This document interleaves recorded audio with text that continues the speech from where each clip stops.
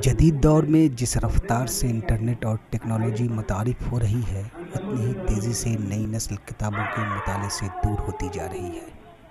مختلف اداروں کے ذریعے اسکولوں، کالجز میں طلباء کو کتابوں کے مطالعے کی طرف راغب کرانے کی کوششیں بھی جاری ہیں۔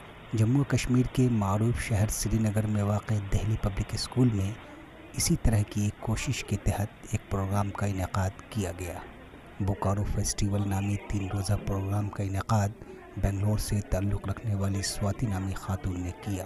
مقصد ہمارا یہی ہے کہ بچوں کو کتابوں سے پیار کرنا، کیونکہ اکثر کیا ہوتا ہے پڑھائی لکھائی کے پریشر میں ہم لوگ، بچے اسپیشلی پریشر زیادہ ہوتا ہے کر کے کتابوں سے تھوڑا دور ہوتے رہتے ہیں اور پھر کبھی کبھی پسند بھی نہیں کرتے پڑھنا۔ تو ہم اس فیسٹیول کے دوارا کوشش کرتے ہیں کہ کتابوں میں جو کہانیاں لکھی گئی ہیں یا نان فکشن لکھا گیا ہے، انہی کے لیکھک کو لا کے بچوں سے ایک رشتہ جوڑنا ہے۔ اس فیسٹیول میں طلباء کو کتابوں کے مطالعے کے علاوہ دیگر فنون، مضمون نگاری اور کہانیاں پڑھنے کی طرف راغب کرنے کی کوشش کی گئی۔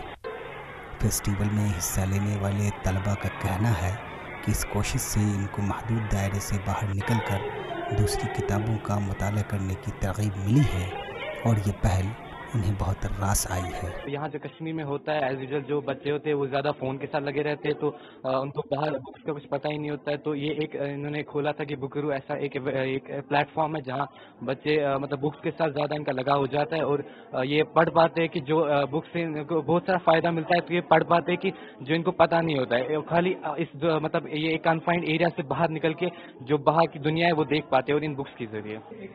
سری نگر سے میر فرحت کی رپورٹ۔